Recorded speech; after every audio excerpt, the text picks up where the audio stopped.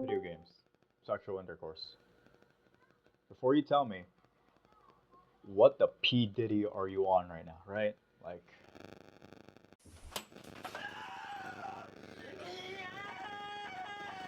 video games and sexual intercourse actually have a very lot in common. So you may be saying, okay, that doesn't sound right. So here's the three things what makes a really good game. You can fucking beat my balls in the comments below. I'll listen to you. We'll go through this together. But anyway, this is what makes a game really good in my opinion. The three things, the three main things. Number one, the gameplay. That's the most important thing about any other video game is the gameplay. If the gameplay isn't good, what's the point, right?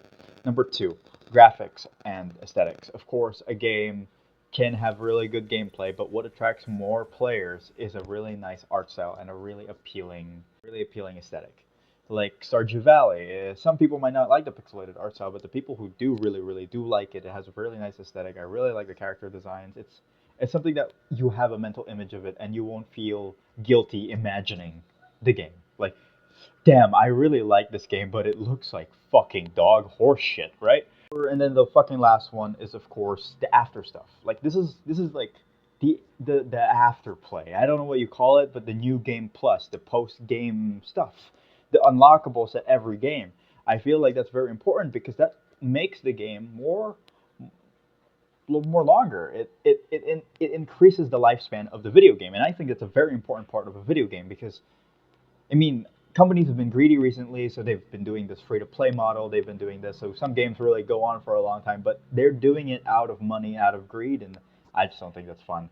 I just think that old games before, I've always loved it. That when after I finished playing a game, there was always new game plus, there was always new things to experience. I mean, there are some games who don't really need it, like Persona. Like I remember when I played Persona 4, man, I really wanted more of it. And see, it's like a game will like tickle your balls, and then next thing you know, he's already jacking you off. It's like, damn, the tickling of the balls was already good. Now you're jacking me off? God damn, right? So you want that feeling. So now here's the thing about games and sexual intercourse. Number one, just like I mentioned, what makes a good game is the gameplay and the gameplay loop. Of course, every game that you buy, if you buy a new game, it's going to be exciting to you always. When you buy a new toy, it's going to be like that. So when you fuck someone for the first time, it's going to be, oh, baby. It's like when you get to the start menu and then you're like, oh, this is happening. It's happening. Okay, I can't wait to fucking try it out. But then if the gameplay is shit, the first few minutes or the first few seconds, you're like, okay, this is cool. This is cool. But then it's like, that's it. That's it. Like this is it. There's nothing anymore. And then so you just and then you get more curious. So you just keep going. You keep continuing with the game. But then you realize this is really it. This is the whole game. It's boring. Like, what the fuck do you want to do that? Same thing with sex. When you have sex with a person, and then you're like, okay, maybe I just need to get in another angle. Maybe I just need to try another. Maybe I have to look at this in a different way. No, you don't look at it from a different way to enjoy something. When I fucking eat a burger, I don't be like, maybe I need to morph my taste buds so maybe I'll like it better. No. If I don't like it, I don't like it. That's the thing. And that's the thing with the games and sex. You don't like it, you don't like it. You don't like the game, you don't like the game. I don't know. If I give you Tetris and you're like, bitch, I want to shoot them blocks. You're not playing the right game. So if you don't like the gameplay, you don't like the gameplay. Same with sex. You don't like the motherfucking feeling, then you don't like the motherfucking feeling. And that's it. Gameplay loop. And it has to be exciting throughout. The person in sexual intercourse needs to understand that there's progress to it. You don't just stay in the same position throughout the whole fucking thing, right? You have like first you have like doggy, then sometimes you have to go missionary, and then you would pin her to the wall. Sometimes you don't even take off the clothes all the way in the beginning. Sometimes you want to do a little bit of foreplay, right? You want to tickle their balls first with the clothes on. Crazy. Then you do that, and then suddenly you start teasing them. You start taking off the clothes one by one. It's just like fucking Doom. You start out with a fucking pistol, so you're just tickling my nipples at that point. And then slowly twisting them as soon as I get the shotgun, as soon as I learning fucking glory kills, and now the game is fucking exciting. That's the same with sexual intercourse. You do foreplay first. You tickle their nipples. You lick their face. I don't know what the fuck you do for intercourse. Maybe you like slapping. I don't know. Maybe you like bondage. Your choice, but the end goal is still there that you need foreplay. Now, number two. Let's not get this too long. The graphics and the aesthetics. Let's just have an example right now. So you're in a brothel, right? You walk into a brothel. If you don't know what a brothel is, Here's the definition. Now you know what a brothel is. You walk into it, you look around, then you realize you see a really hot girl, and you see like the epitome of beauty. You see Sydney Sweeney, you see what other fucking you fucking see that girl from Transformers. I keep forgetting her name, and you see like Mrs. Smith, Mrs. Incredible. I mean, you're going to Mrs. Incredible. You're gonna be immediately attracted to that woman, and you're gonna want to smash. I mean, look. Okay, let's put this in not in a male perspective, in a woman's perspective. Girls, come on. I grew up with women my life. I have a mom. I had cousins who were mostly women.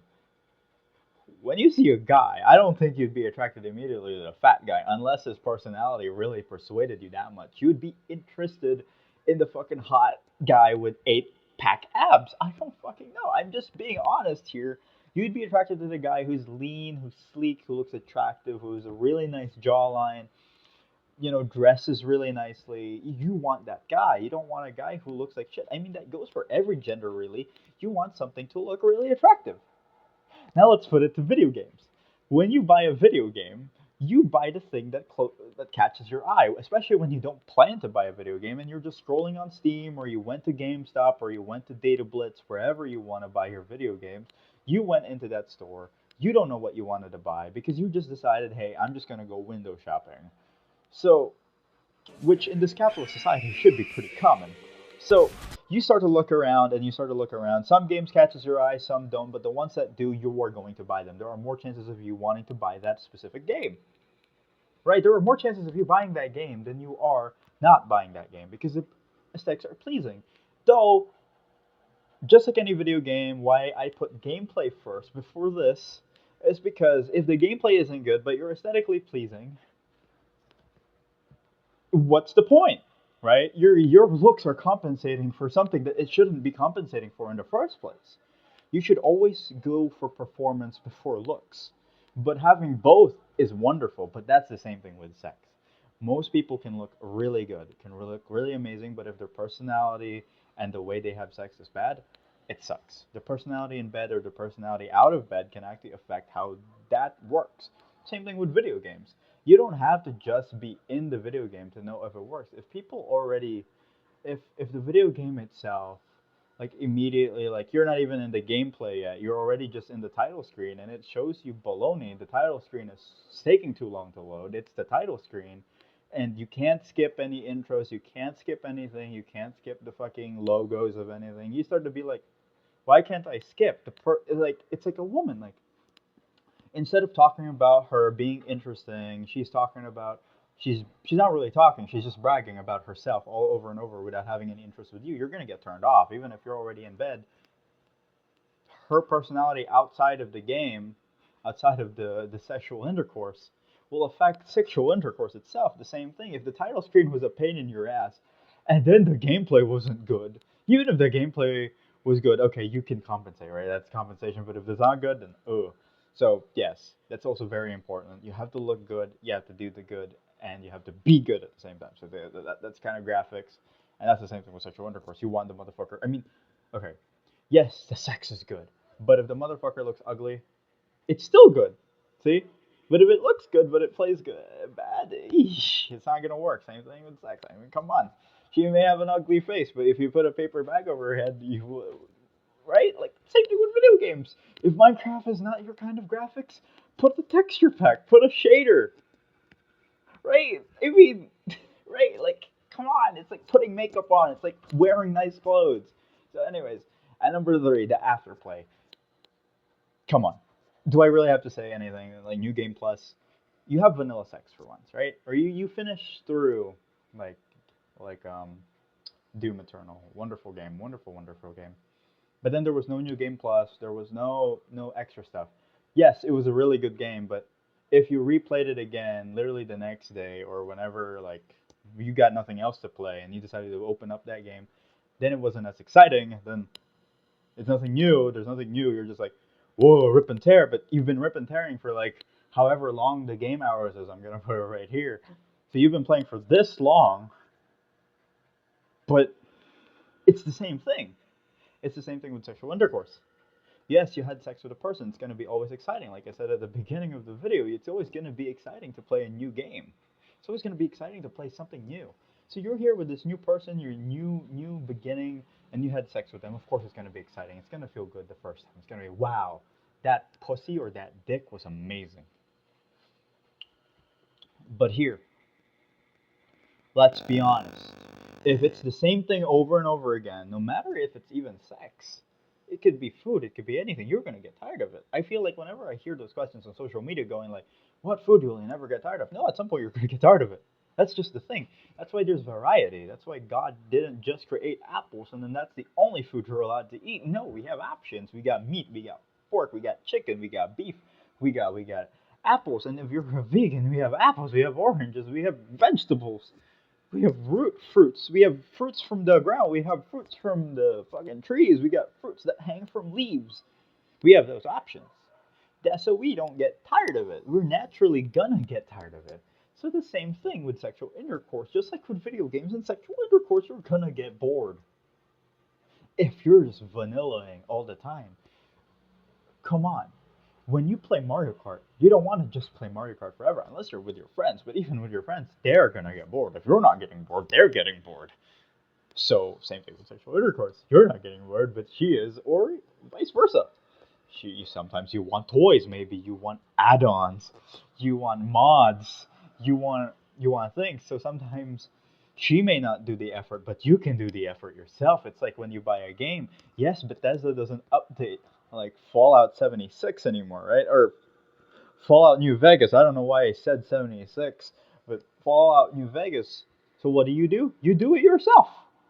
Your partner doesn't want to up her game, you up yours. That's it. I think that really stands my case. I mean, here's just a few bonus facts. So, bonus fucking shit. So, one, video games you can play casually. Do I need to say more? Video games. You don't really plan to be a fan of it, but next thing you know, you're a fan of it. And you decided to want it forever. To be more specific, you play a game, now you have the merch, now you have the figurines, you have the plush toys, you have posters. Sexual intercourse, you really love the person so much, you started buying her flowers, you started buying her dinner. Next thing you know, you have a child. You didn't plan for that to be expensive, right? You just thought, I'm just going to spend money here and it's going to be over. No, it was continuous because you loved her too much. Same thing with video games. You love the game so much, you started buying all the merch, started spending more money. The only difference is sexual intercourse. I think having a baby is a lot more expensive. Respect to you moms and dads who stayed. So yeah, those are just a few little facts, right? That's what makes games good. Also, uh, using a condom is like playing the demo version of like Minecraft. Anyway, bye.